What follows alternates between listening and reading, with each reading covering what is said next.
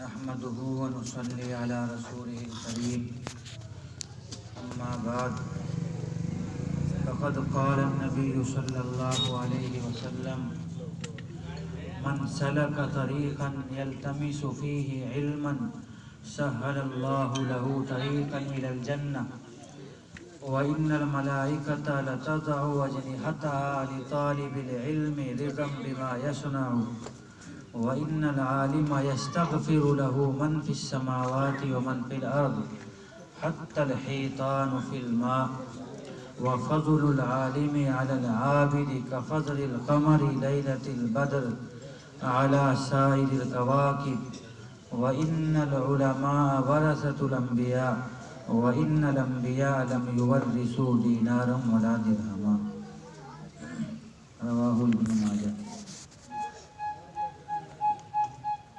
محترم بزرگوں اور دوستوں،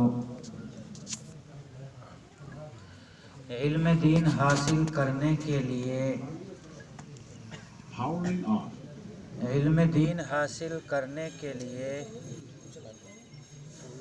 بارے میں ایک چھوٹا سا واقعہ آپ کو سناتا ہوں۔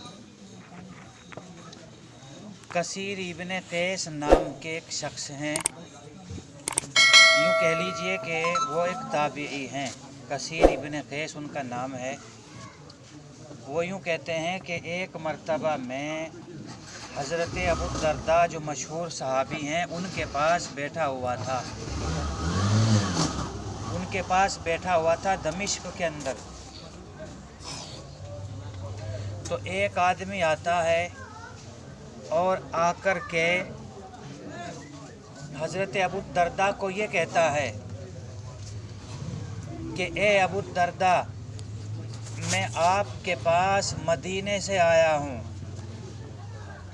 کیونکہ مجھے پتہ چلا ہے کہ آپ نے اللہ کے نبی صلی اللہ علیہ وسلم سے ایک حدیث سنی ہے۔ میں اس حدیث کو سننے کے لیے مدینے سے دمشق کا سفر طے کر کے آیا ہوں، اور یہ اس زمانے کی بات ہے کہ جس وقت نہ بسیں تھیں، نہ ریل تھی، نہ جہاز تھے، نہ بائک تھے۔ یہ سہولت کی چیزیں تو اب چل گئی ہے نا، آدمی ذرا سی دیر میں کہیں سے کہیں پہنچ جاتا ہے۔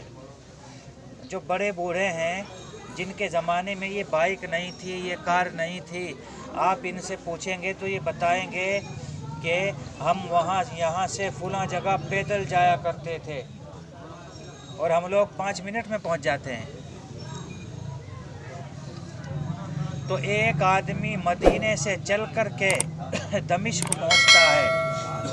کیوں پہنچتا ہے؟ ایک حدیث سننے کے لیے، کیونکہ اس کو پتہ چلتا ہے کہ یہ حدیث حضرت ابو الدرداء کے پاس ہے، تو وہ حضرت ابو الدرداء سے براہ راست سننے کے لیے اتنا لمبا سفر طے کرتا ہے۔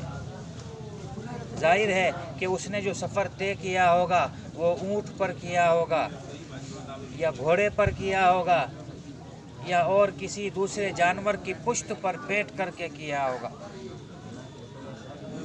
اتنا لمبا سفر۔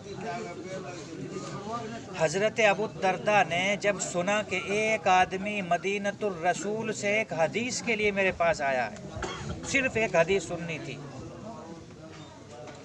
کسی حدیث کی کتاب کی اجازت نہیں لینی تھی، ساری حدیثوں کو سننا نہیں تھا، فقط ایک حدیث۔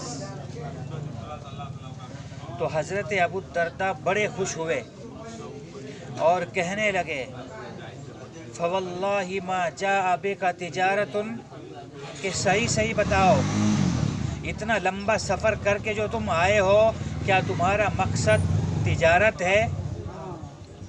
اس نے کہا کہ نہیں، خدا کی قسم میں صرف حدیث سننے کے لیے آیا ہوں، تجارت مقصد نہیں ہے۔ حضرت ابو الدرداء نے پھر پوچھا کہ صحیح بتاؤ، کوئی اور مقصد ہے جس کے لیے تم نے اتنا لمبا سفر طے کیا؟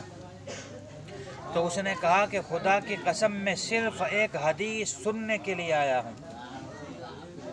حضرت ابو الدرداء بڑے خوش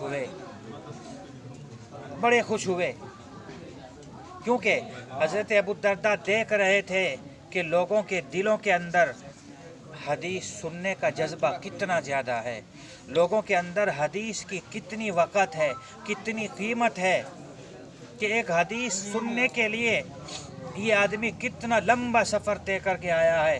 تو وہ خوش ہوئے، اور خوش ہونے کے بعد حضرت ابو الدرداء نے ان کو اور مجمع میں جو لوگ بیٹھے ہوئے تھے یہ حدیث سنائی، جو حدیث میں نے آپ کے سامنے پڑھی، جو حدیث میں نے آپ کے سامنے پڑھی ہے۔ حضرت ابو الدرداء نے خوش ہو کر کے یہ حدیث ان کو سنائی۔ اس حدیث کے اندر اللہ کے نبی صلی اللہ علیہ وسلم نے طالب علم کی، اس آدمی کی جو علم طلب کرتا ہے، جو قرآن کا علم حاصل کرنے کے لیے سفر کرتا ہے، جو حدیث کا علم حاصل کرنے کے لیے سفر پر نکل پڑتا ہے، اللہ کے نبی نے اس کی فضیلت بیان کی۔ چنانچہ فرمایا من سلک طریقا یلتمس فیہ علما، کہ جو آدمی علم حاصل کرنے کے لیے اپنے گھر سے نکلتا ہے، علم حاصل کرنے کے لیے، سہل اللہ لہ طریقا الی الجنہ، تو اللہ اس کے لیے جنت کا راستہ آسان کر دیتا ہے۔ اللہ اس کے لیے جنت کا راستہ آسان کر دیتا ہے۔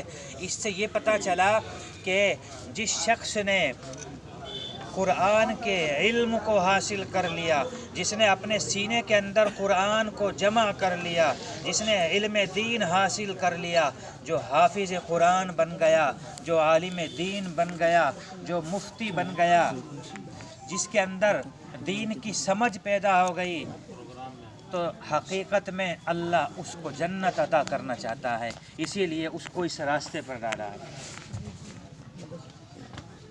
وَإِنَّ الْمَلَائِكَةَ لَتَضَعُ أَجْنِحَتَهَا لِطَالِبِ الْعِلْمِ، فرمایا کہ طالب علم سے، اس شخص سے جو علم حاصل کرتا ہے، فرشتے بھی اس کا اتنا اکرام اور اعزاز کرتے ہیں کہ فرشتے اس کے لیے اپنے پر بچھاتے ہیں۔